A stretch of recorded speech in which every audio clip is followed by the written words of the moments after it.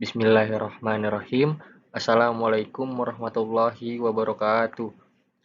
Puji syukur senantiasa kita panjatkan kepada Allah Subhanahu wa taala yang telah memberikan nikmat iman dan nikmat sehat hingga saat ini. Salawat serta salam tidak lupa selalu tercurah kepada Nabi besar kita, Nabi Muhammad Shallallahu Alaihi Wasallam, yang telah membawa kita dari masa kegelapan ke masa yang terang benderang. Yang kami hormati Bapak Ade Jamal selaku dosen mata kuliah Ekonomi Kelembagaan, serta teman-teman semua yang berbahagia. Perkenalkan kami dari kelompok 10.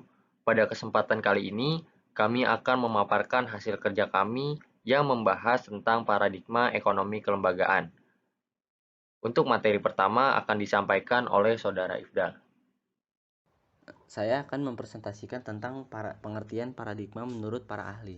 Menurut Robert Friedrich, paradigma merupakan kumpulan tata nilai yang membentuk pola pikir seseorang sebagai titik tolak pandangnya sehingga terbentuk citra subjektif seseorang terhadap realitas sehingga berujung pada ketentuan bagaimana cara menangani realitas tersebut. Yang kedua, menurut dari Thomas Kuhn.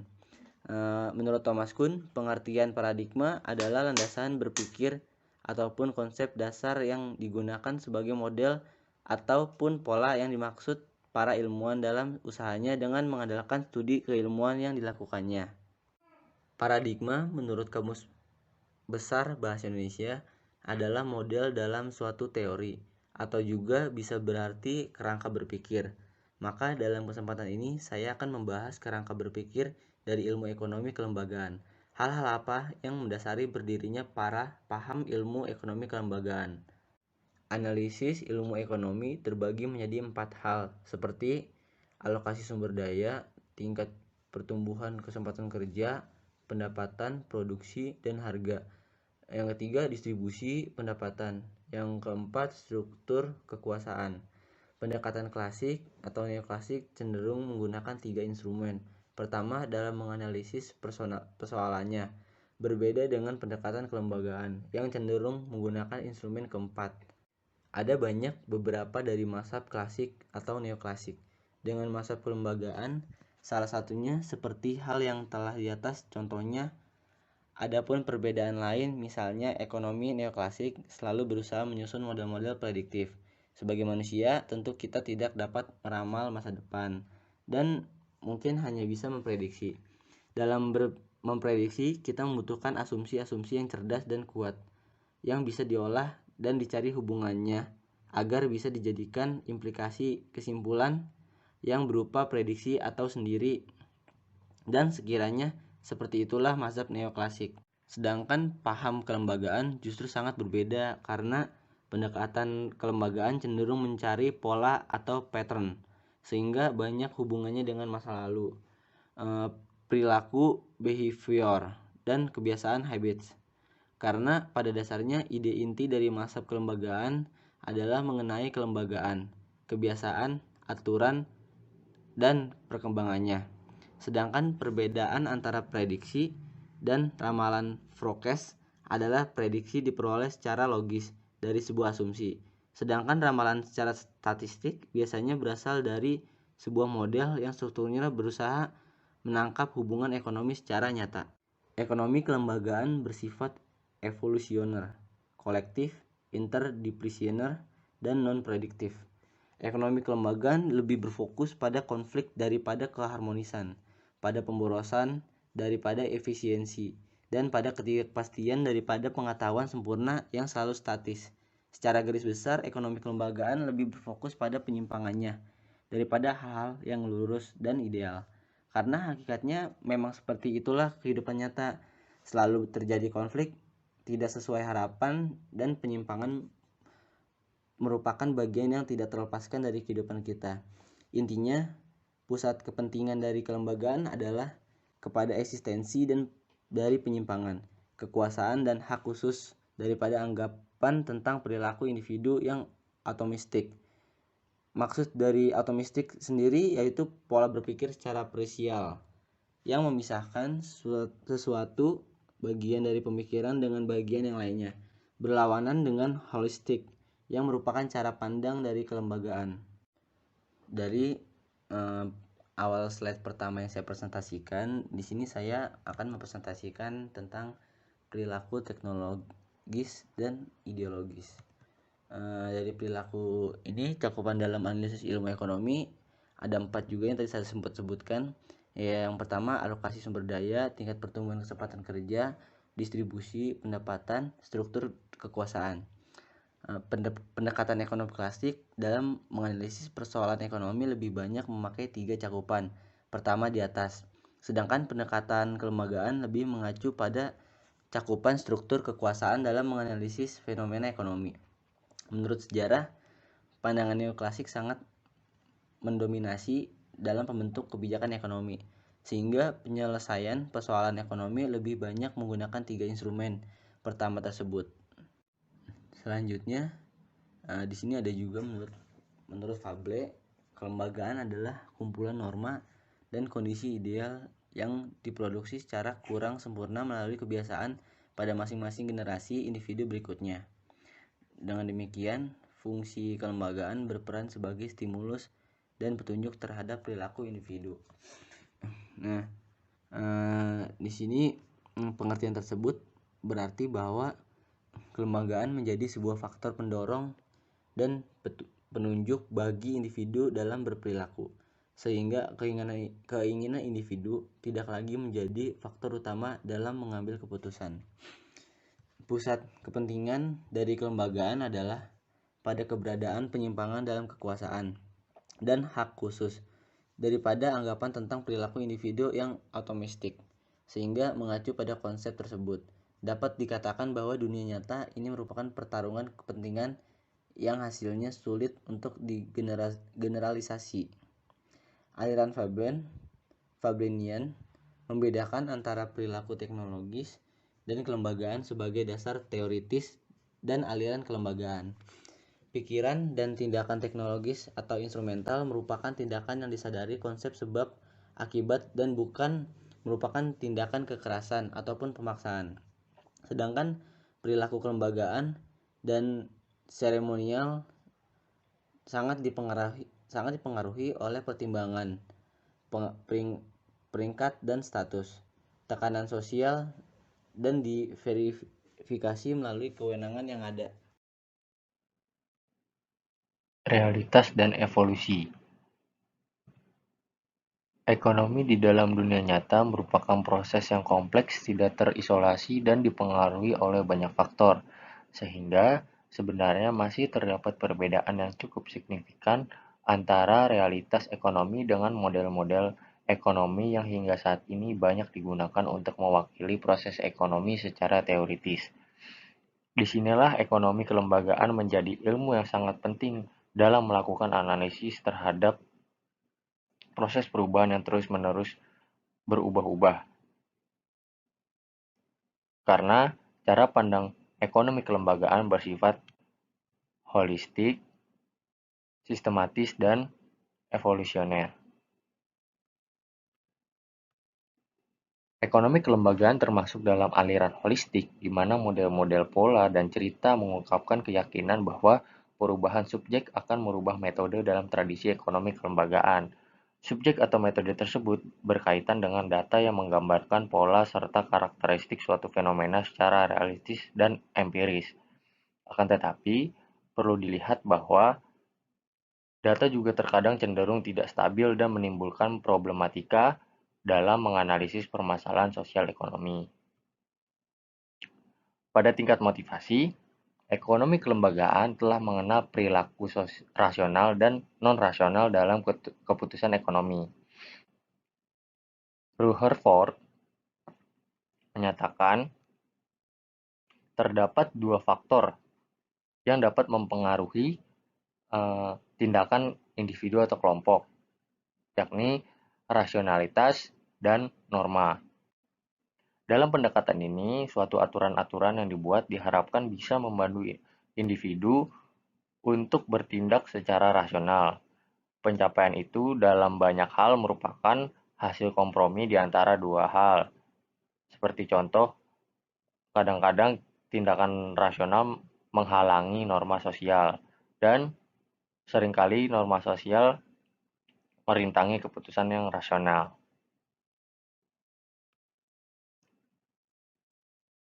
Di sisi lain, selain memperhatikan aspek perilaku individu, ekonomi kelembagaan juga mempertimbangkan beberapa hal, seperti kekuasaan, konflik, distribusi, hubungan sosial, kelembagaan, efek dominasi, atau masalah lingkungan dengan dampak dramatisnya terhadap masalah perdagangan. Dengan berdasarkan pada beberapa hal tersebut, maka dapat dikatakan bahwa proses perekonomian tidaklah berhenti atau stagnan, karena pastilah akan berkembang berevolusi sesuai dengan realitas aktivitas perekonomian yang ada di kehidupan ini. Realitas sosial dalam hal ini juga tidak hanya dipandang sebagai seperangkat relasi yang spesifik, melainkan adalah sebuah proses perubahan yang inheren atau kemudian dapat disebut sebagai sistem ekonomi. Oleh sebab itu, ekonomi kelembagaan memiliki sifat yang sistematis, di mana merumuskan sesuatu dalam hubungan yang teratur dan logis, sehingga membentuk suatu sistem yang berarti secara utuh, menyeluruh, terpadu, dan mampu menjelaskan rangkaian sebab akibat menyangkut objeknya.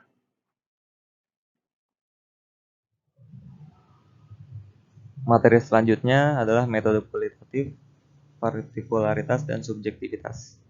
Memahami individu dan masyarakat bukan sekedar soal subjek, akan tetapi juga metode.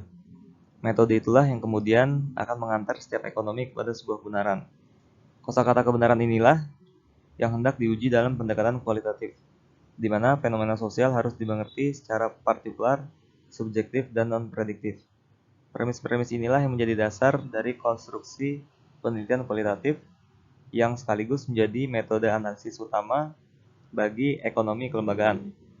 Metode kualitatif bersandar pada pendekatan interpretatif.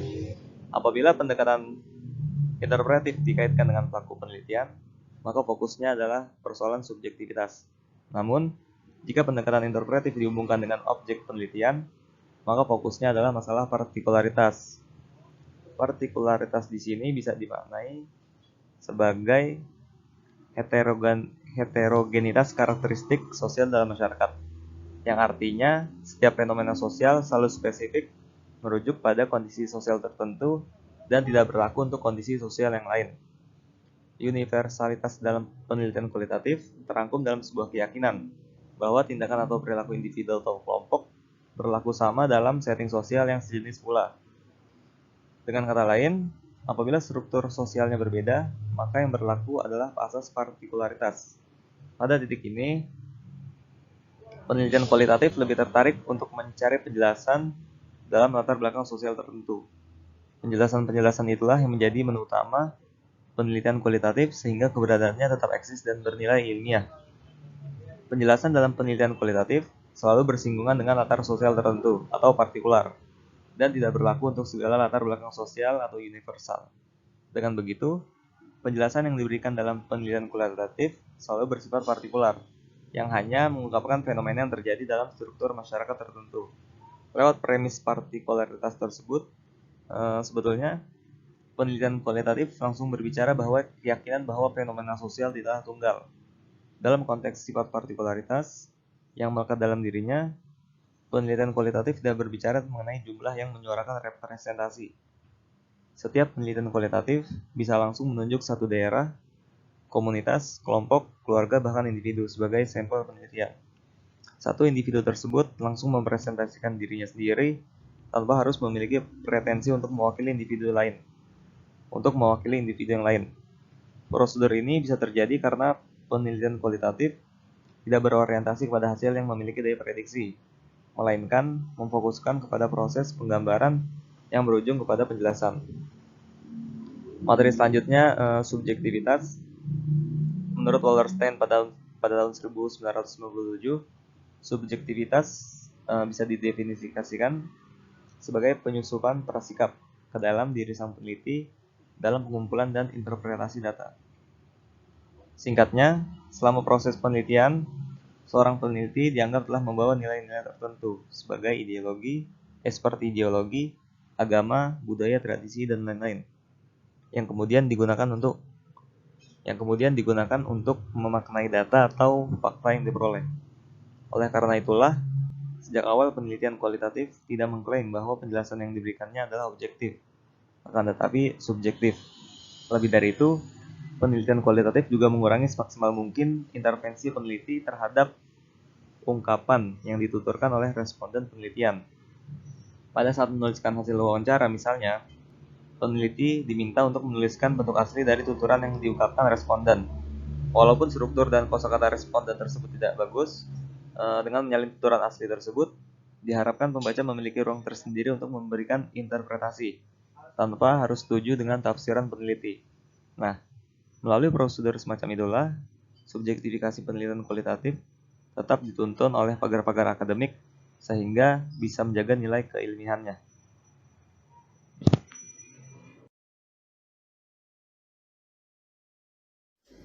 Oke, di next slide selanjutnya kita akan membahas penelitian kualitatif dan penelitian kuantitatif.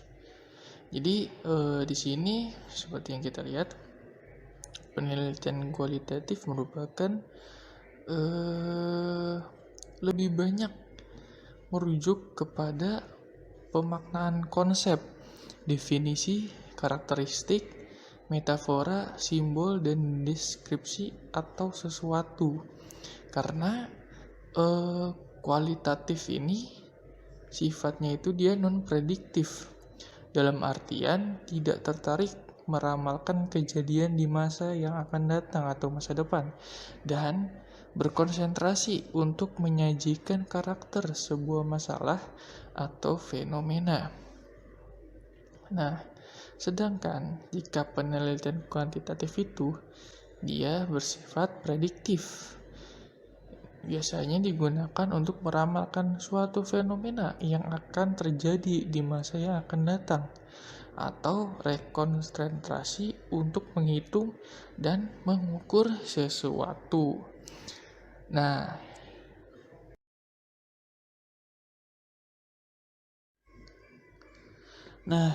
ketidakmampuan penelitian dengan metode kualitatif untuk meramalkan masa depan bukan berarti penelitian tersebut tidak memiliki nilai guna, teman-teman. Penelitian kualitatif, walaupun tidak bisa digunakan untuk meramal, dapat digunakan sebagai dasar untuk melakukan refleksi dari kondisi saat ini, sehingga dapat membuat kebijakan yang lebih baik di masa depan. Selain itu, secara pragmatis, nilai guna sebuah penelitian bukan terletak pada kemampuannya untuk memprediksi, namun kemampuannya untuk memberikan pemahaman baru melalui analisis yang mendalam. Nah, penelitian dengan metode kualitatif mempercayai bahwa data-data ilmu sosial tidak bersifat stabil. Menurut Heilbroner dalam Wilber dan Harrison 1988 halaman 11, data ekonomi terbagi menjadi dua, yaitu data yang berkaitan dengan sifat fisik dari proses produksi dan data yang berhubungan dengan respon perilaku atas rangsangan atau kebijakan ekonomi. Nah, setelah kita ketahui itu tadi penelitian kualitatif, terus kenapa sih penelitian kualitatif itu dia nggak meramalkan masa depan? Karena yang pertama itu tingkat filosofis watak sebuah penelitian sosial tidak harus tahu kejadian di masa depan. Karena penelitian yang dimaksudnya itu untuk memahami perilaku sosial yang terjadi di masa yang sekarang. Dan yang kedua, tataran pragmatis nilai gunanya dalam menyajikan pemahaman-pemahaman baru melalui analisis yang mendalam. Nah, dari pemaparan kelompok kami, kesimpulan yang dapat kami ambil adalah dari pemaparan kelompok kami tentang paradigma ekonomi kelembagaan bisa ditarik kesimpulan bahwa Pengertian ekonomi kelembagaan merupakan kumpulan norma dan kondisi ideal yang diproduksi secara belum sempurna melalui kebiasaan pada masing-masing generasi individu berikutnya. Karena ekonomi dalam dunia nyata merupakan proses yang kompleks, tidak terisolasi, dan dipengaruhi oleh banyak faktor. Sehingga sebenarnya masih terdapat perbedaan yang cukup signifikan antara realitas ekonomi dengan model-model ekonomi yang hingga saat ini banyak digunakan mewakili proses ekonomi secara teoritis. Disinilah ekonomi kelembagaan menjadi ilmu yang sangat penting dalam melakukan analisis terhadap proses ekonomi yang terus berubah-ubah. Karena cara pandang ekonomi kelembagaan bersifat holistik, sistematis, dan evolusioner. Terima kasih pada teman-teman yang sudah mendengarkan dan memperhatikan presentasi dari kelompok kami. Kurang lebihnya mohon maaf. Wassalamualaikum warahmatullahi wabarakatuh.